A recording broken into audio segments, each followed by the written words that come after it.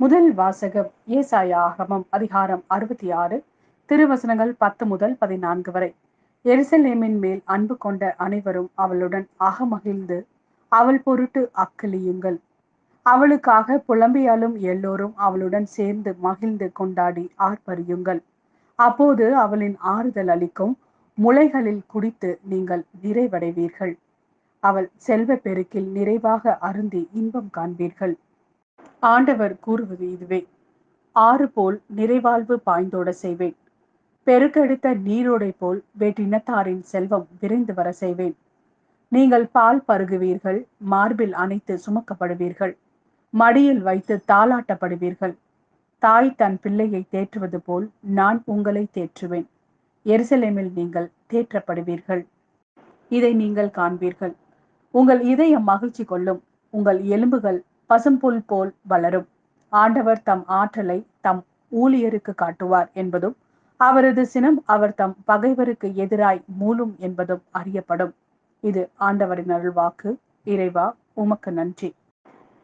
இரண்டாம் வாசகம் கலாத்தியருக்கு எழுதிய திருமுகம் அதிகாரம் 6 திருவசனங்கள் 14 முதல் 18 வரை. நானோ நம் ஆண்டவர் இயேசு கிறிஸ்துவின் சிலுவையை அன்றி வேறு எதை பற்றியும் ஒருபோதும் பெருமை பாராட்ட மாட்டேன். அதன் வழியாகவே என்னை பொறுத்தவரையில் உலகம் சிலுவையில் அறையப்பட்டிருக்கிறது. உலகை பொறுத்தவரையில் நானும் சிலுவையில் அறையப்பட்டிருக்கிறேன். விருத்த தேசனம் செய்து கொள்வதும் செய்து கொள்ளாமல் இருப்பதும் ஒன்றே. புதிய படைப்பாவதே இன்றியமையாதது. இந்த கொள்கையை பின்பற்றுவோருக்கும் கடவுளின் மக்களாகிய இஸ்ரேலருக்கும் அமைதியும் இரக்கமும் உரித்தாகுக. இனிமேல் எவரும் எனக்கு தொல்லை கொடுக்க வேண்டாம். ஏனெனில் என் உடலில் உள்ள தழும்புகள் நான் இயேசுவுக்கு அடிமை என்பதற்கு அடையாளம். சகோதர சகோதரிகளே, நம் ஆண்டவர் இயேசு கிறிஸ்துவின் அருள் உங்களோடு இருப்பதாக. ஆமென். இது ஆண்டவரின் அருள்வாக்கு. இறைவா, உமக்கு நன்றி. லூக்கா எழுதிய நற்செய்தி அதிகாரம் 10 திருவசனங்கள் 1 முதல் 12 மற்றும் 17 முதல் 20 வரை. இதற்கு பின்பு ஆண்டவர் வேறு 72 பேரை நியமித்து அவர்களை தாம் போகவிருந்த எல்லா ஊர்களுக்கும் இடங்களுக்கும் தமக்கு முன்னே இருவராக அனுப்பினார். அப்பொழுது அவர் அவர்களை நோக்கி கூறியது: அறுவடை மிகுதி, வேலையாள்களோ குறைவு.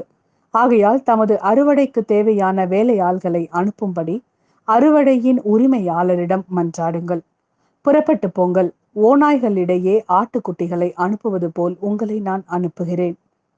பணப்பையோ வேறு பையோ மிதியடிகளோ எதுவும் நீங்கள் எடுத்து செல்ல வேண்டாம். வழியில் எவருக்கும் வணக்கம் செலுத்த வேண்டாம். நீங்கள் எந்த வீட்டிற்குள் சென்றாலும் இந்த வீட்டிற்கு அமைதி உண்டாகுக என முதலில் கூறுங்கள். அமைதியை விரும்புபவர் அங்கு இருந்தால் நீங்கள் வாழ்த்தி கூறிய அமைதி அவரிடம் தங்கும். இல்லாவிட்டால் அது உங்களிடமே திரும்பிவிடும். அவர்களிடம் உள்ளதை நீங்கள் உண்டு குடித்து அந்த வீட்டிலேயே தங்கியிருங்கள். ஏனெனில் வேலையாளர் தம் கூலிக்கு உரிமை உடையவரே. வீடு வீடாய் செல்ல வேண்டாம். நீங்கள் செல்லும் ஊரில் உங்களை ஏற்றுக்கொண்டால் உங்களுக்கு பரிமாறுவதை உண்ணுங்கள். அங்கு உடல் நலம் குன்றியோரை குணமாக்கி இறையாட்சி அவர்களை நெருங்கி வந்துவிட்டது என சொல்லுங்கள். நீங்கள் செல்லும் ஊரில் உங்களை ஏற்றுக்கொள்ளாவிட்டால் அதன் வீதிகளில் சென்று எங்கள் கால்களில் ஒட்டியுள்ள உங்கள் ஊர் தூசியையும் உங்களுக்கு எதிராக உதறிவிடுகிறோம்.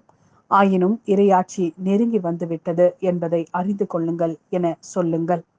அந்த நாளில் அவ்வூர் பெறும் தண்டனை சோதோம் நகரினர் பெறும் தண்டனையை விட கடினமாகவே இருக்கும் என உங்களுக்கு சொல்கிறேன். பின்னர் 72 பேரும் மகிழ்வுடன் திரும்பி வந்து, ஆண்டவரே, உமது பெயரை சொன்னால் பேய்கள் கூட எங்களுக்கு அடிபணிகின்றன என்றனர். அதற்கு அவர், வானத்திலிருந்து சாத்தான் மின்னலை போல விழக்கண்டேன். பாம்புகளையும் தேள்களையும் மிதிக்கவும் பகைவரின் வல்லமை அனைத்தையும் வெல்லவும் உங்களுக்கு அதிகாரம் கொடுத்திருக்கிறேன். உங்களுக்கு எதுவுமே தீங்கு விளைவிக்காது. ஆயினும் தீய ஆவிகள் உங்களுக்கு அடிபணிகின்றன என்பது பற்றி மகிழ வேண்டாம். மாறாக உங்கள் பெயர்கள் விண்ணகத்தில் எழுதப்பட்டிருக்கின்றன என்பது பற்றியே மகிழுங்கள் என்றார்.